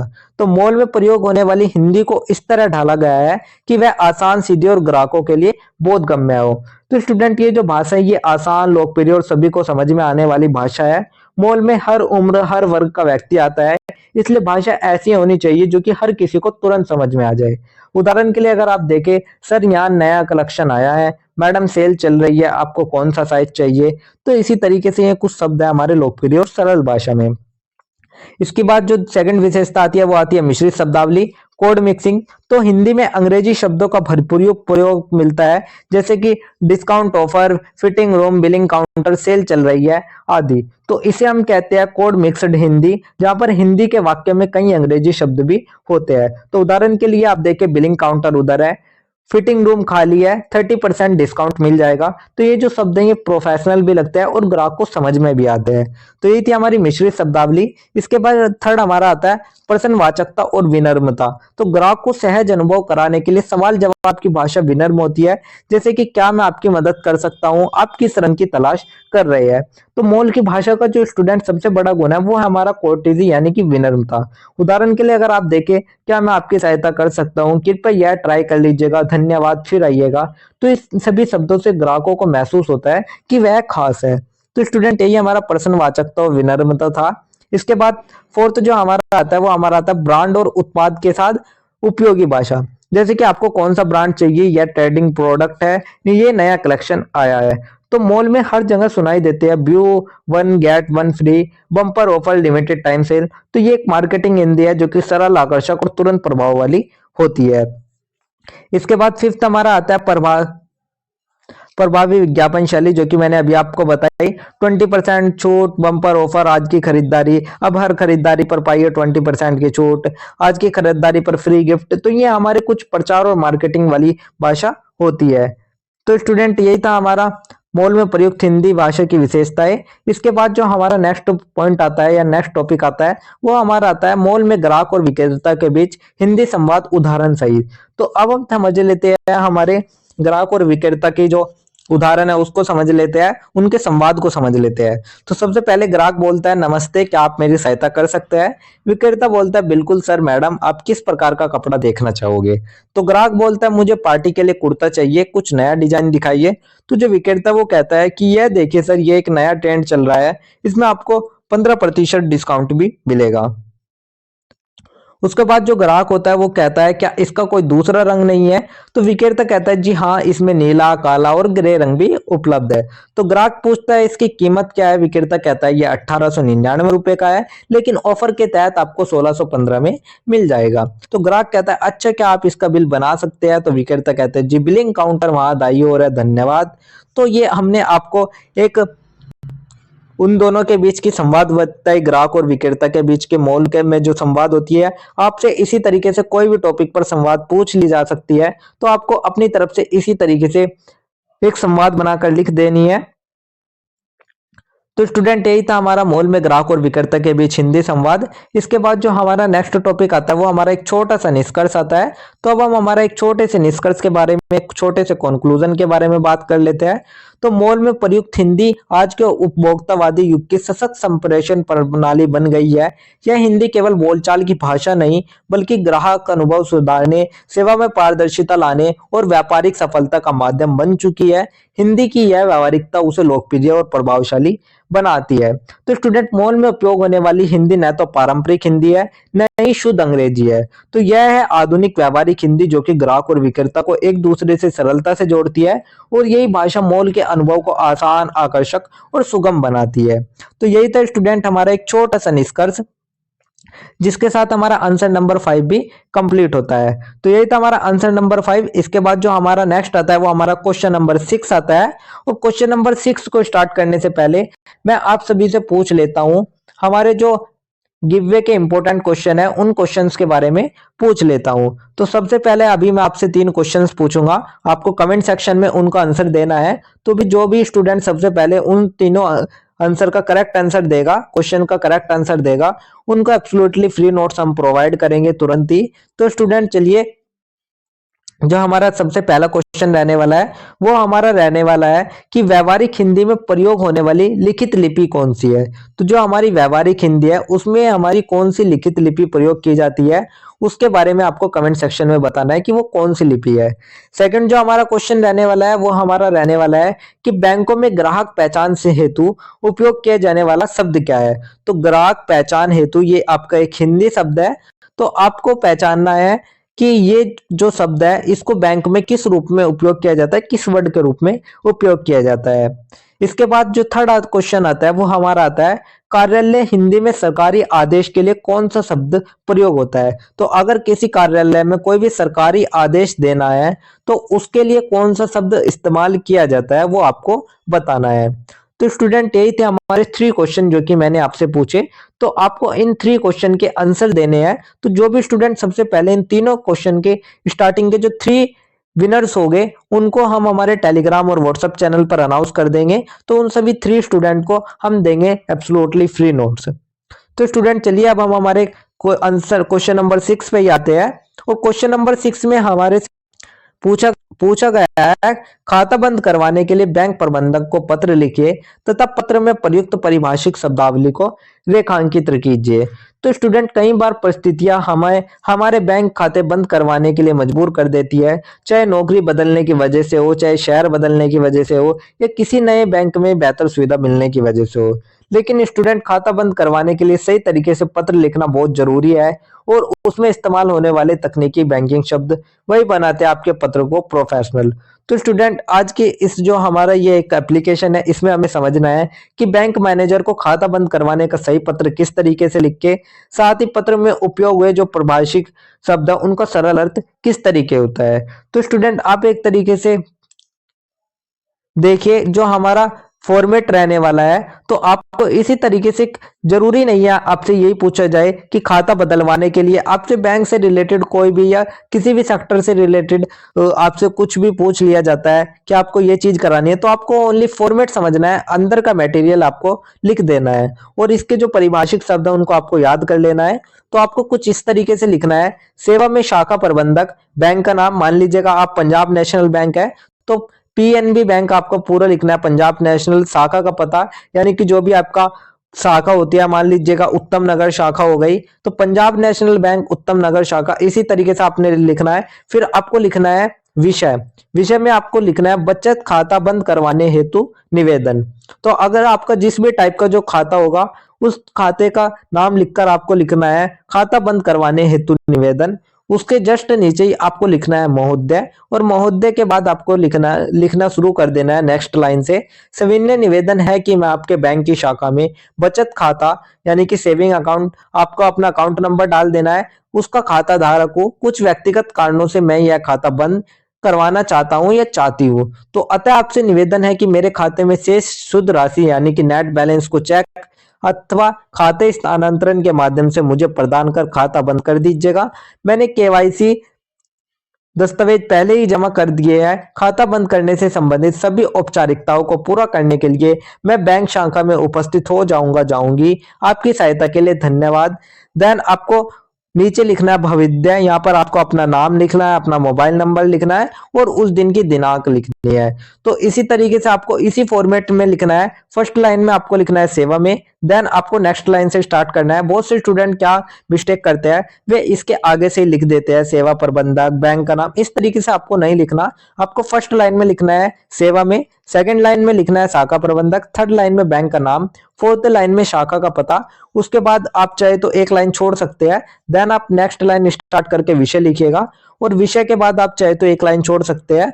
उसके बाद आप लिखिएगा महोदय, और महोदय के जस्ट नीचे वाली लाइन से स्टार्ट करना आपको सविनय निवेदन। और यहाँ पर इतने हिस्से में आपको अपना कारण और प्रॉब्लम बतानी है कि आपको कराना क्या है। तो अपना काम और अपने कारण आपको इस फर्स्ट लाइन में लिख देना है। उसके बाद आपको एक न्यू लाइन से स्टार्ट करना है जिसमें आपको लिखना है कि आपकी जो राशि है या आपका जो भी प्रॉब्लम है उनसे आपको निवेदन करना है कि आपको करवाना क्या है, तो वो आपको लिख देना है। उसके बाद आप थर्ड लाइन में लिखेंगे कि आपने आगे के लिए आप जो अगर जो भी प्रोसेस होता है तो उसके लिए आप उपस्थित रहोगे, या आपने कोई भी डॉक्यूमेंट जमा कर दे तो उसको आपको लिख देना है। देन आपको एक लाइन और लिखनी है, आपकी सहायता के लिए धन्यवाद। फिर आपको भविष्य करके नेक्स्ट लाइन से इन तीनों को अपने एक के नीचे एक लिखते जाना है, अपना नाम, अपना मोबाइल नंबर और अपनी दिनांक। तो स्टूडेंट इसी तरीके से आपको एक पत्र लिखना है। तो आपने देखा होगा जो पत्र है वो बहुत ही छोटा है, लेकिन इसमें कई ऐसे बैंकिंग परिभाषिक शब्द है जो इसे प्रोफेशनल और स्पष्ट बनाते हैं। तो चलिए अब उन शब्द को एक एक करके समझ लेते हैं, जिसमें हमारा सबसे पहला शब्द आता है पत्र में प्रयुक्त प्रमुख परिभाषिक शब्दावली। सबसे पहले जो आता है वो आता है बचत खाता यानी कि सेविंग अकाउंट। तो सेविंग अकाउंट स्टूडेंट हमारा वो खाता होता है जिसमें कि आप अपनी रोजमर्रा की जमा राशि रखते हैं। सेकंड आता है खाता धारक, यानी कि जिसका वो खाता होता है उसको खाता धारक कहते हैं। थर्ड आता है खाता बंद, अकाउंट क्लोजर। तो खाता स्थायी रूप से बंद करवाना ताकि कोई भी लेन देन ना हो सके, उसको ही हम खाता बंद कहते हैं, अकाउंट क्लोजर कहते हैं। फोर्थ आता है शुद्ध राशि यानी कि नेट बैलेंस। तो आपके खाते में जो भी बची हुई वास्तविक रकम है उसको हम शुद्ध शेष राशि कहते हैं। इसके बाद आता है चेक, यानी कि बैंक को निर्देश देने वाला कागज जिससे कि राशि निकाली जा सकती है। इससे अलग खाता स्थानांतरण हो गया, अकाउंट ट्रांसफर जिसे हम कहते हैं। तो एक बैंक खाते से दूसरे खाते में पैसे भेजना उसको हम खाते स्थानांतरण कहते हैं। इससे अलग केवाईसी, नो यूर कस्टमर, यानी कि ग्राहक की पहचान प्रमाणित करने के लिए आवश्यक दस्तावेज जैसे कि आधार कार्ड हो गए, पैन कार्ड हो गए, फोटो हो गए। तो स्टूडेंट इन शब्दों का जो प्रयोग है वो बैंकिंग पत्राचार में तकनीकी रूप से मान्य और स्पष्ट संप्रेषण हेतु किया जाता है। तो ये एक प्रोफेशनल पत्र में सिर्फ भाषा ही नहीं बल्कि सही परिभाषिक शब्द सबसे ज्यादा महत्व रखते हैं। तो जब आप नेट बैलेंस, अकाउंट ट्रांसफर या अकाउंट क्लोजर जैसे शब्द है उनका प्रयोग करते हैं तो जो बैंक अधिकारी है वो आपकी बात को ज्यादा जल्दी और स्पष्ट समझ लेता है। तो इसलिए ये एक अच्छा पत्र आपके काम को आधा आसान कर देता है। तो इसी तरीके से आपको एक पत्र लिखना है जो कि मैंने आपको बता दिया। इसके बाद जो हमारा नेक्स्ट क्वेश्चन आता है वो हमारा आता है क्वेश्चन नंबर 7। तो अब हम बात कर लेते हैं हमारे क्वेश्चन नंबर 7 के बारे में। और क्वेश्चन नंबर 7 में हमारे से पूछा गया है, कार्यालय हिंदी में परिभाषिक शब्दों की आवश्यकताएं क्यों पड़ती है, विस्तार से बताइए। तो स्टूडेंट इसमें हमें बताना है जो हमारी कार्यालय हिंदी है आखिर उसमें हमें परिभाषिक शब्दों की जो आवश्यकता है वो क्यों पड़ती है उसको हमें बताना है। तो चलिए क्वेश्चन नंबर 7 में हमसे कार्यालय हिंदी में परिभाषिक शब्दों की आवश्यकता क्यों पड़ती है, विस्तार से बताइए। तो इसमें हमें बताना है कि जो हमारा कार्यालय हिंदी है उसमें हम परिभाषिक शब्दों की यूज क्यों करते हैं, उसका क्या महत्व है, उसकी आवश्यकता के बारे में हमें बताना है। तो चलिए इस क्वेश्चन का जो आंसर लिख लेते हैं हम सबसे पहले आंसर में सबसे पहले एक छोटा सा परिचय लिख लेंगे। परिचय में हम लिखेंगे कार्यालय हिंदी किसी भी सरकारी, अर्ध सरकारी या निजी संस्थान के प्रशासनिक और औपचारिक कार्यों में प्रयुक्त होने वाली हिंदी होती है। इस प्रकार की हिंदी में स्पष्टता, संक्षिप्तता और सटीकता अत्यंत आवश्यक होती है। इन गुणों की पूर्ति के लिए परिभाषिक शब्दावली का प्रयोग अनिवार्य हो जाता है। तो स्टूडेंट आप लोग मान लीजिएगा आप एक सरकारी कार्यालय में नई नौकरी ज्वाइन करते हैं, आपके सामने एक फाइल आती है जिस पर लिखा है परिपत्र जारी करे, अनुदेश संलग्न, प्रस्ताव स्वीकृत। तो आप सोच में पड़ जाते हैं यह भाषा इतनी अलग क्यों है, क्यों सामान्य भाषा की जगह यह तकनीकी औपचारिक शब्द प्रयोग किए जाते हैं। तो इसी के बारे में हमें आज जानना है कि कार्यालय हिंदी में जो परिभाषिक शब्दावली है वो किस लिए जरूरी है। तो स्टूडेंट सबसे पहले हम बात कर लेते हैं आखिर कार्यालय हिंदी है क्या। तो स्टूडेंट कार्यालय हिंदी वह भाषा होती है जो कि सरकारी दफ्तरों, प्रशासन, बैंक, रिपोर्ट, नोटिस, आदेश और दस्तावेजों में उपयोग होती है। तो स्टूडेंट जो ये हिंदी होती है, ये जो भाषा होती है, ये भाषा सामान्य बोलचाल की हिंदी नहीं होती, यह औपचारिक, सटीक और साफ साफ अर्थ वाली हिंदी होती है। तो स्टूडेंट यही था हमारा एक छोटा सा परिचय। परिचय के बाद जो हमारा नेक्स्ट टॉपिक आता है वो हमारा आता है परिभाषिक शब्दावली की आवश्यकता के कारण।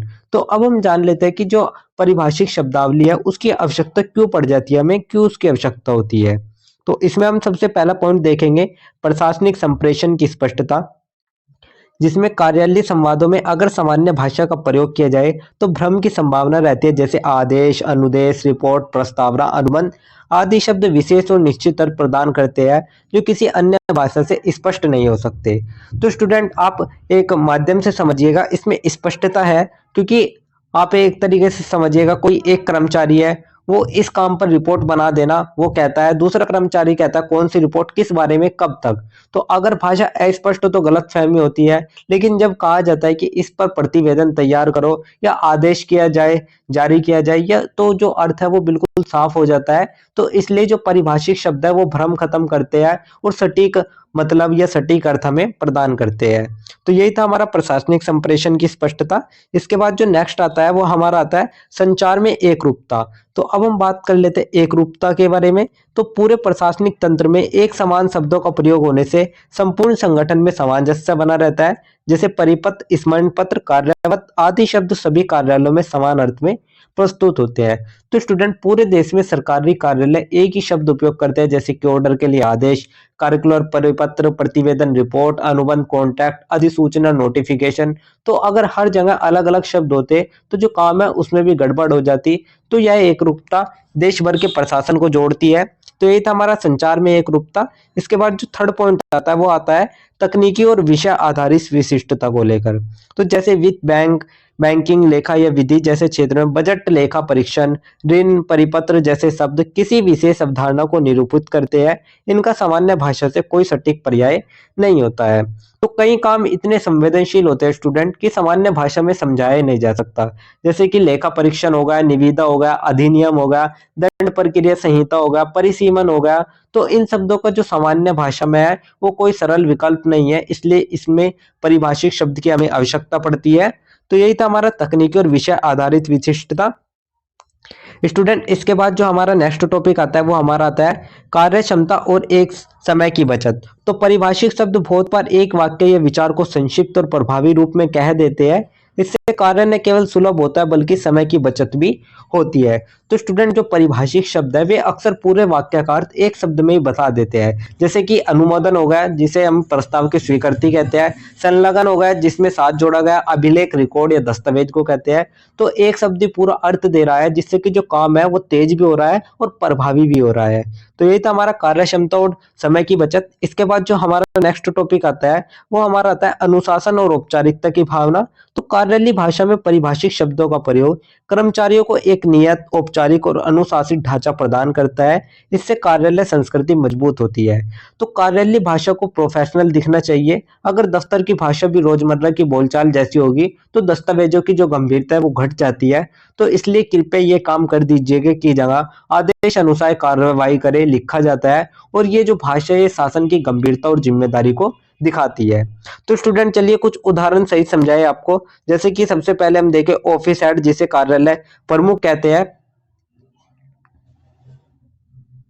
ऑर्डर हो गया जिसे हम आदेश कहते हैं, सर्कुलर हो गया जिसे हम परिपत्र कहते हैं, रिपोर्ट जिसे प्रतिवेदन कहते हैं, कॉन्ट्रैक्ट अनुबंध, मैनेजमेंट प्रबंधन, डिसिप्लिन अनुशासन। तो स्टूडेंट ये जो सभी शब्द है ये शब्द सामान्य हिंदी के नहीं है लेकिन इनका जो इस्तेमाल है वो विशेष प्रशासनिक कार्यों में प्रयुक्त होने वाले तकनीकी और परिभाषिक शब्द के रूप में किया जाता है। तो स्टूडेंट यही थे कुछ उदाहरण सहित मैंने आपको बता दिया। इसके बाद जो हमारा नेक्स्ट टॉपिक आता है वो हमारा एक छोटा सा निष्कर्ष आता है। तो अब हम पूरे आंसर का एक छोटा सा ओवरऑल एक निष्कर्ष, एक कंक्लूजन लिख लेते हैं। तो निष्कर्ष में हम लिखेंगे कार्यकाली हिंदी को प्रभावशाली, व्यवहारिक और संप्रेष्य बनाने में परिभाषिक शब्दावली की भूमिका अत्यंत महत्वपूर्ण है। यह न केवल संचार को सरल और सुनिश्चित बनाती है बल्कि कार्य की गंभीरता, औपचारिकता और सटीकता को भी बनाए रखती है। तो इसलिए आधुनिक कार्यालय व्यवस्था में परिभाषिक शब्दों को ज्ञान और उनका प्रयोग अनिवार्य हो गया है। तो स्टूडेंट जो कार्यालय हिंदी है वो सिर्फ एक भाषा ही नहीं है, ये एक सरकारी और प्रशासनिक व्यवस्था की रीढ़ की हड्डी भी मानी जाती है। तो इसके परिभाषिक शब्द काम को तेज बनाते हैं, स्पष्ट बनाते हैं, सटीक और एक रूप भी बनाते हैं। इसलिए स्टूडेंट अगर आपको कार्यालय में आगे बढ़ना है तो जो परिभाषिक हिंदी शब्दावली का ज्ञान है वो आपको हर कदम पर मदद करेगा। तो स्टूडेंट यही था हमारा एक छोटा सा निष्कर्ष जिसके साथ हमारा आंसर नंबर 7 भी कंप्लीट होता है। इसके बाद जो हमारा नेक्स्ट क्वेश्चन आता है स्टूडेंट वो हमारा रहने वाला क्वेश्चन नंबर 8। क्वेश्चन नंबर 8 में हमारे से पूछा गया है विभिन्न क्षेत्रों में प्रयुक्त होने वाली व्यवहारिक हिंदी की विवेचना कीजिए और सार्वजनिक स्थानों पर हिंदी के प्रयोग की स्थिति का वर्णन कीजिए। तो हमें इसमें बताना है कि जो हमारी व्यवहारिक हिंदी है वो किन किन क्षेत्रों में बोली जाती है, उन सभी में हमें विवेचन करना है और साथ ही सार्वजनिक स्थानों पर जो हिंदी के प्रयोग की स्थिति है उसके बारे में हमें बताना है। तो चलिए इस आंसर की जो हम शुरुआत कर लेते हैं वो सबसे पहले हम एक छोटे से परिचय से कर लेते हैं। परिचय में हम देखेंगे हिंदी भाषा केवल साहित्य की भाषा नहीं है बल्कि यह जीवन के हर क्षेत्र में संप्रेषण का सशक्त माध्यम बन चुकी है। तो आधुनिक भारत में जैसे जैसे शिक्षा, तकनीक, व्यवसाय और प्रशासन का विस्तार हुआ है वैसे वैसे व्यवहारिक हिंदी की भूमिका भी महत्वपूर्ण होती गई है। तो आज हिंदी केवल घरों या कक्षा तक सीमित नहीं रही बल्कि सार्वजनिक स्थानों, कार्यालयों, बैंकों, मॉल, मीडिया, परिवहन, तकनीक और शिक्षा जैसे अनेक क्षेत्रों में इसका स्पष्ट प्रभाव देखने को मिलता है। तो स्टूडेंट क्या आपने कभी सोचा है कि भारत जैसा विशाल देश जहाँ पर सैकड़ों भाषाएं बोली जाती है वहाँ रोजमर्रा के काम कैसे चलते हैं। तो रेलवे स्टेशन पर घोषणा हिंदी में, बैंक के फॉर्म में हिंदी, सरकारी कार्यालयों में हिंदी, यानी कि व्यवहारिक हिंदी आज हर जगह फैल चुकी है। तो इसमें आंसर में हमें यही बताना है कि जो हमारी व्यवहारिक हिंदी है आखिर व्यवहारिक हिंदी है क्या और किन किन क्षेत्रों में इसका प्रयोग होता है और सार्वजनिक स्थानों पर जो हिंदी की स्थिति है वो किस तरीके की है। तो चलिए ये तो हमारा एक छोटा सा इंट्रोडक्शन हो गया। इसके बाद जो हमारा नेक्स्ट टॉपिक आता है वो हमारा आता है विभिन्न क्षेत्रों में प्रयुक्त होने वाली व्यवहारिक हिंदी। तो स्टूडेंट सबसे पहले हमें विभिन्न क्षेत्रों में प्रयुक्त होने वाली व्यवहारिक हिंदी के बारे में पढ़ना है। तो व्यवहारिक हिंदी वह भाषा है जो रोजमर्रा के कार्यों और संप्रेषण में प्रयुक्त होती है। यह आम आदमी से लेकर प्रशासनिक अधिकारियों तक सभी के लिए सरल, स्पष्ट और समझने योग्य होती है। तो स्टूडेंट मान लीजिएगा आप सुबह घर से निकलते हैं, बाजार जाते हैं, बैंक जाते हैं, मेट्रो पकड़ते हैं, स्कूल ऑफिस पहुंचते हैं, तो हर जगह जो हिंदी आप सुनते हैं, टोकन लीजिए, कलेक्शन देखिए, चेक जमा कीजिए, फॉर्म भरिए, दाएं तरफ जाए, तो यही है हमारी व्यवहारिक हिंदी जो कि सरल होती है, स्पष्ट होती है और सभी को समझ में आने वाली होती है। तो यह साहित्य वाली कठिन हिंदी नहीं है बल्कि काम करने वाली हिंदी, संपर्क स्थापित करने वाली हिंदी है। तो स्टूडेंट यही थी हमारी व्यवहारिक हिंदी। अब हम देख लेते हैं कुछ ऐसे मुख्य क्षेत्र जहां पर हमारी व्यवहारिक हिंदी का प्रयोग होता है। तो अब एक एक करके सभी क्षेत्रों को हम समझ लेते हैं। सबसे पहला हमारा आता है कार्यालय और प्रशासन। तो आदेश, परिपत्र, प्रतिवेदन, अनुबंध जैसे शब्द कार्यालय हिंदी के परिभाषित शब्द है। तो ये जो कार्यालय और प्रशासन की जो हिंदी होती है, यहाँ पर जो भाषा होती है वो सटीक और औपचारिक होती है। जैसे कि उदाहरण के लिए प्रस्ताव स्वीकृत, आदेश जारी, रिपोर्ट संकलन। तो कार्यालय हिंदी पूरी देश में एक जैसी होती है, इसलिए यह सबसे भरोसेमंद व्यवहारिक हिंदी होती है। तो ये तो हमारा कार्यालय और प्रशासन क्षेत्र में हो गया। इसके बाद सेकंड क्षेत्र आता है हमारा बैंक और वित्त को लेकर। तो शब्द जैसे बचत खाता, ऋण सुविधा, एटीएम, चेक, डिजिटल बैंकिंग आदि व्यापक रूप से प्रयोग होते हैं। तो स्टूडेंट बैंकों में सुनने को मिलते हैं आपको ये सभी शब्द जो अभी मैंने आपको बताए, जैसे कि केवाईसी सत्यापन हो गया, चेक क्लियरेंस हो गया, ऑनलाइन ट्रांजैक्शन हो गई, बचत खाता, चालू खाता, राशि जमा निकासी। तो ये जो भाषा है ये आदि हिंदी आदि तकनीकी शब्दावली का मिश्रण है, ताकि जो ग्राहक है वो सभी इसे अच्छी तरीके से समझ सके। तो ये हमारा बैंक और वित्त क्षेत्र में हो गया। इसके अलावा थर्ड आता है हमारा शिक्षा और प्रशिक्षण, जिसमें पाठ्यक्रम, प्रशिक्षण, मान्यता, विकास, पाठ योजना आदि है। तो ये सभी शब्द जो है ये हमारे स्कूल में उपयोग किए जाते हैं। तो हिंदी अब उच्च शिक्षा और तकनीक शिक्षा में भी व्यापक रूप से उपयोग होने लगी है। इसके बाद फोर्थ आती है हमारी मीडिया एवं संचार, जैसे कि समाचार, टेलीविजन, सोशल मीडिया, विज्ञापन, संवाददाता, प्रस्तुति। तो यह हमारा सबसे प्रभावशाली व्यावहारिक हिंदी होती है, और ये जो हिंदी होती है ये बेहद ही सरल, सीधी और प्रभावी होती है। तो ये हमारा मीडिया एवं संचार क्षेत्र में हिंदी हो गई। इसके बाद फिफ्थ हमारी आती है तकनीकी और वैज्ञानिक क्षेत्र को। तो computer, biometrics, internet banking, artificial intelligence, robotics आदि शब्दों के लिए हिंदी रूप या मिश्रित रूप। तो आज की दुनिया में स्टूडेंट डिजिटल शब्द भी हिंदी में अपनाए जा रहे हैं, जैसे कि पासवर्ड हो गया, लॉगिन हो गया, डाउनलोड हो गया, डिजिटल भुगतान हो गया, बायोमेट्रिक सत्यापन हो गया। तो जो तकनीकी हिंदी है वो सरल होती है, आधुनिक होती है और समझने योग्य होती है। तो यही हमारा तकनीक और वैज्ञानिक क्षेत्र में उपयोग की जाती है। सिक्स्थ अगर हम देखें व्यापार और विपणन, जिसमें छूट, बिक्री, प्रचार, ब्रांड, बिल, रसीद, ग्राहक सेवा, ये सभी सामान होते हैं। तो सामान्य वाक्य कुछ इसके इस प्रकार से होता है, जैसे कि सेल चल रही है, नया कलेक्शन आया है, बिलिंग काउंटर उधर है। तो ये जो भाषा होती है ये ग्राहक फ्रेंडली होती है, यानी कि कस्टमर फ्रेंडली होती है।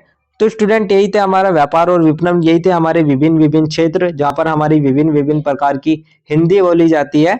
इसके बाद जो हमारा नेक्स्ट टॉपिक आता है स्टूडेंट, वो हमारा आता है सार्वजनिक स्थानों पर हिंदी के प्रयोग की स्थिति। तो अब हम बात कर लेते हैं हमारे पब्लिक पैलेस पे या सार्वजनिक स्थानों पर जो हिंदी की स्थिति है उसको। तो अब देखते हैं हिंदी का वास्तविक प्रयोग मैदान में किस तरीके से हुआ है। तो सार्वजनिक स्थानों जैसे कि रेलवे स्टेशन, हवाई अड्डा, अस्पताल, बस स्टॉप, मॉल, बैंक और सरकारी कार्यालय में जो हिंदी का प्रयोग है वो दिन प्रतिदिन बढ़ता जा रहा है। लेकिन आज के समय में इसकी कई चुनौतियां भी हमें देखने को मिल जाती है। तो सबसे पहले हम इसके कुछ सकारात्मक पहलू देखेंगे, उसके बाद हम इसकी कुछ चुनौतियां देखेंगे।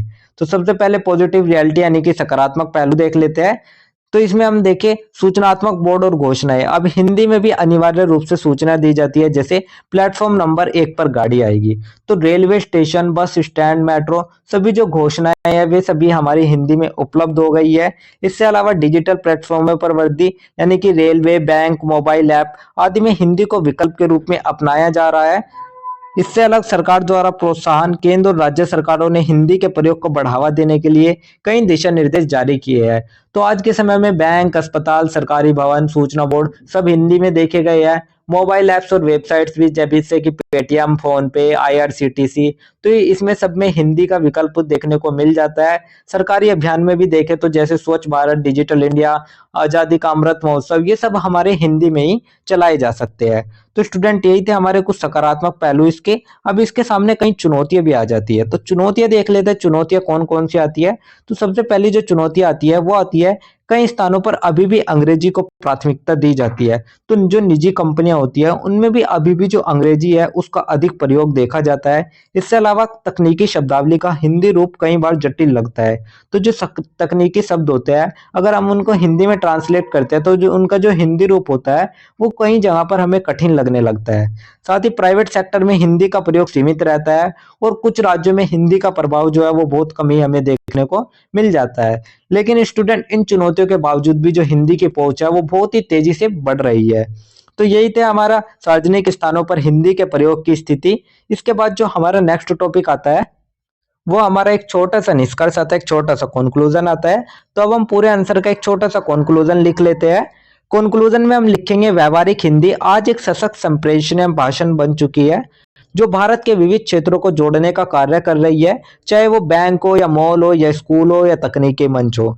तो हिंदी ने सब जगह अपनी उपयोगिता सिद्ध करी है और सार्वजनिक स्थानों पर हिंदी का प्रयोग बढ़ना भाषा की स्वीकार्यता और पहचान का एक प्रमाण देखा जाता है।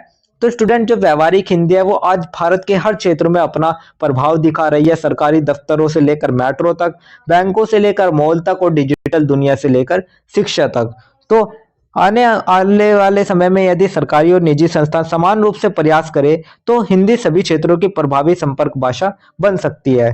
तो स्टूडेंट जैसे कि सब जगह पर हिंदी की बढ़ती मौजूदगी इस बात का परिणाम दिलाती है कि जो हिंदी है वो केवल एक भाषा ही नहीं है बल्कि भारत का एक संपर्क सूत्र बन चुकी है। तो स्टूडेंट यही था हमारा एक छोटा सा कंक्लूजन, एक छोटा सा निष्कर्ष, जिसके साथ ही हमारा आंसर नंबर 8 भी कंप्लीट होता है। तो आंसर नंबर 8 कंप्लीट करने के बाद जो हम हमारा नेक्स्ट क्वेश्चन देखते हैं वो हमारा क्वेश्चन नंबर 9 रहने वाला है। और क्वेश्चन नंबर 9 में हमारे से पूछा गया है हैदराबादी हिंदी क्या है, हैदराबादी हिंदी के कुछ विशेषताओं का उल्लेख कीजिए और मानक हिंदी और हैदराबादी हिंदी के अंतर को 100 उदाहरण स्पष्ट कीजिए। तो इसमें हमारे से 3 टॉपिक पूछे गए हैं। फर्स्ट हैदराबादी हिंदी क्या है, सेकंड उसकी विशेषताएं और थर्ड मानक हिंदी और हैदराबादी हिंदी के बीच में अंतर।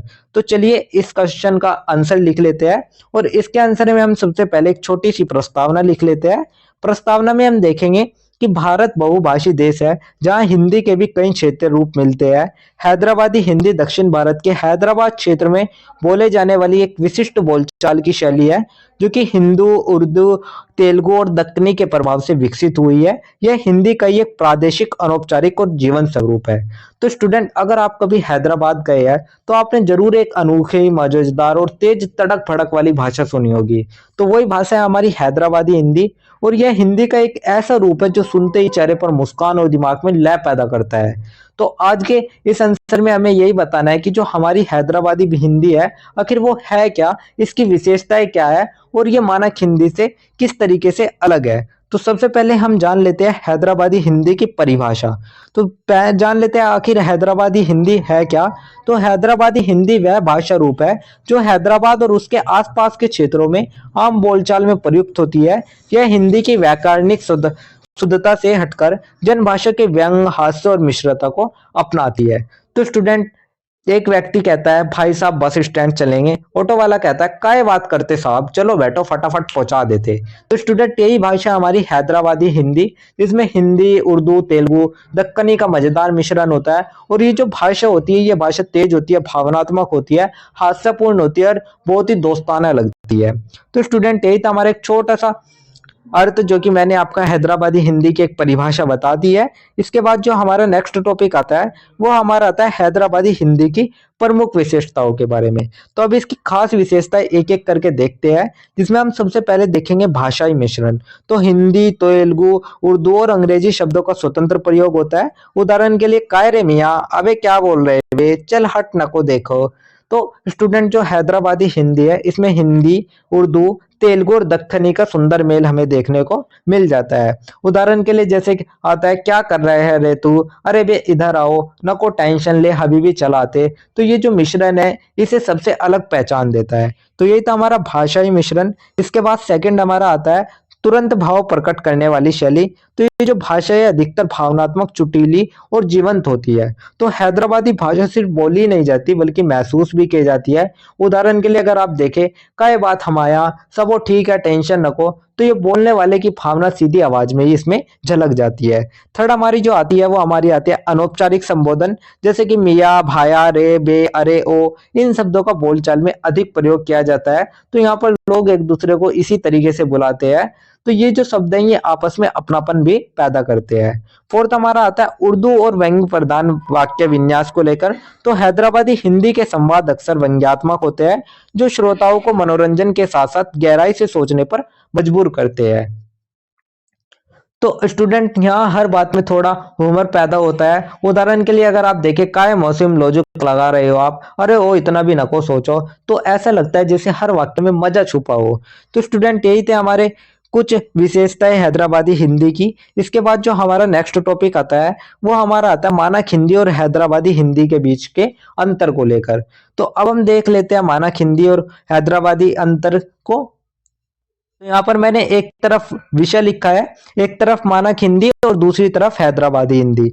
तो विषय देखे तो मानक हिंदी का जो रूप है वो शुद्ध व्यवहारिक औपचारिक है और हैदराबादी हिंदी का रूप है बोलचाल की हास्य और स्थानीयता से भरपूर। इससे अलग स्रोत भाषाएं देखे तो मानक हिंदी की स्रोत भाषा है संस्कृत और फारसी और हैदराबादी हिंदी की स्रोत भाषा है हिंदी, उर्दू, तेलुगु और अंग्रेजी।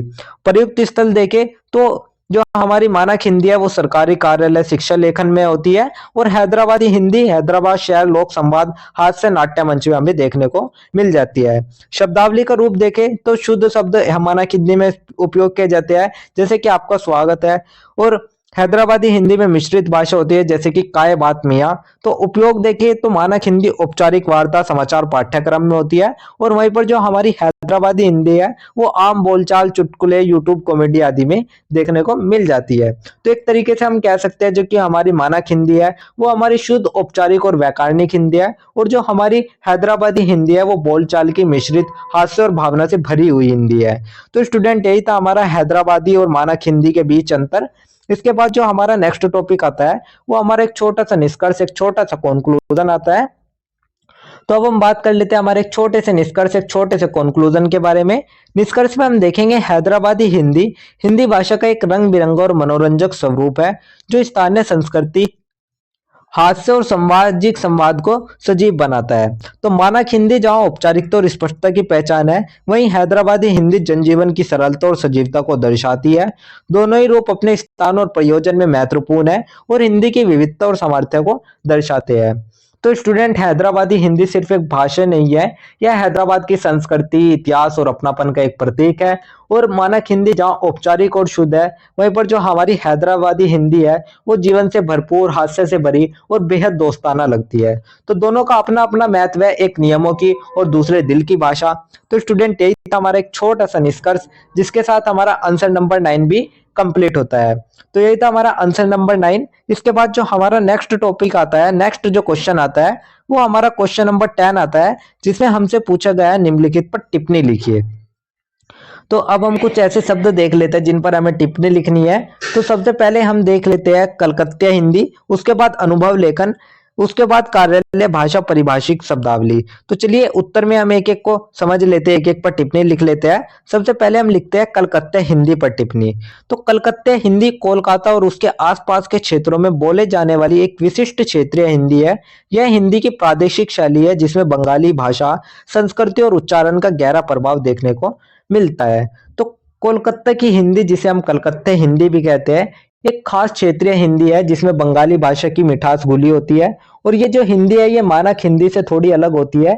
लहजे में मधुरता होती है, इसमें उच्चारण में बदलाव होता है और कई बंगाली शब्दों का भी मेल हमें इसमें देखने को मिल जाता है। तो इनकी कुछ मुख्य विशेषताओं के बारे में देखें। सबसे पहला हमारा आता है उच्चारण में बंगाली प्रभाव, वा को बा, शाह को शाह बोलना, यानी कि वह को कई बार ये बै बोलते हैं और जैसे वहां वहा, और शाह को शाह बोलते हैं जैसे कि शानदार, शानदार। तो ये हमारे कुछ बंगाली प्रभाव देखने को मिल जाते हैं। शब्दों में मिश्रण भी होता है। तो हिंदी में बंगाली शब्दों का सम्मिलन जैसे कखनो, कभी, आपनी, आप आदि। तो कलकत्ता हिंदी में कई बार बंगाली शब्द शामिल होते हैं। कखनो जिसे हम कभी कहते हैं, आपनी जिसे आप कहते हैं, बोलचे मतलब कह रहा है। तो थर्ड आता है स्वर लहरियों की मधुरता। तो बोलचाल में विनम्रता और मुलायम लहजा। तो बंगाली की तरह बोलचाल की लहर जो है वो धीमी, मीठी और विनम्र होती है। उदाहरण के लिए अगर आप देखें, आपने इधर आइए ना, एकदम आराम से बैठिए। तो ये जो हिंदी है ये प्राय अनौपचारिक संप्रेषण, घरेलू संवाद और क्षेत्रीय मनोरंजन में प्रयुक्त होती है और हिंदी की विविधता को समृद्ध करती है। तो इसलिए स्टूडेंट ये जो हिंदी है ये घरों में, बाजारों में, दुकानों में और स्थानीय बातचीत में सुनाई देखने को हमें मिल जाती है। तो यही थी हमारी कलकत्ता हिंदी। इसके बाद जो हमारा नेक्स्ट टॉपिक आता है वो हमारा आता है अनुभव लेखन क्रिकेट मैच पर टिप्पणी।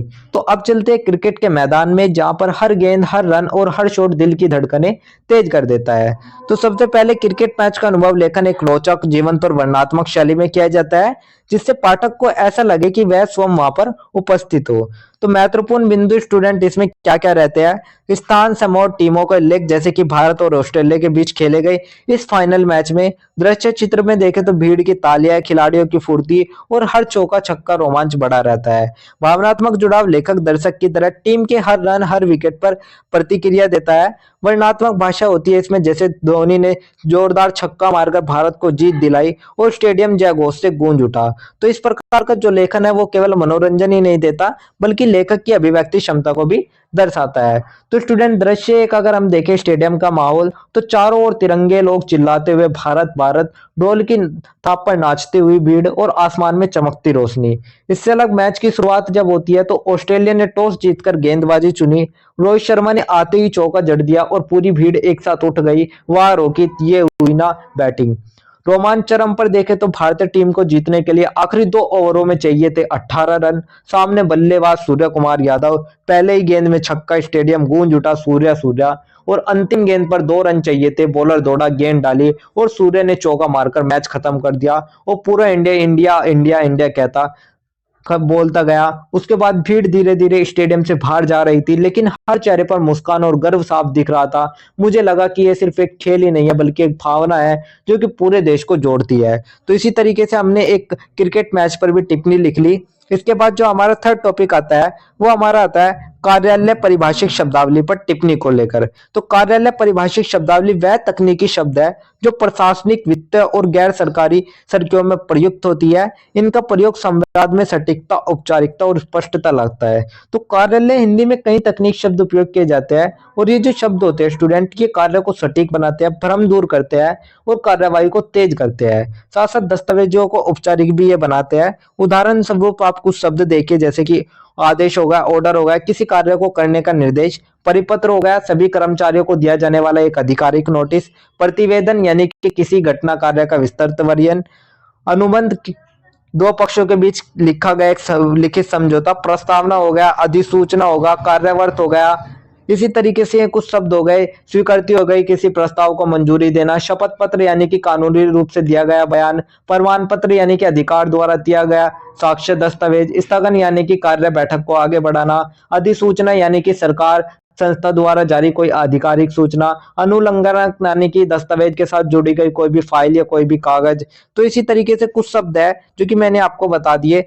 तो ये शब्द शब्दों के स्थान पर पूरे भाव को संक्षिप्त रूप में प्रकट करते हैं और इससे कार्यालय संप्रेषण प्रभावशाली और अर्थपूर्ण बनता है।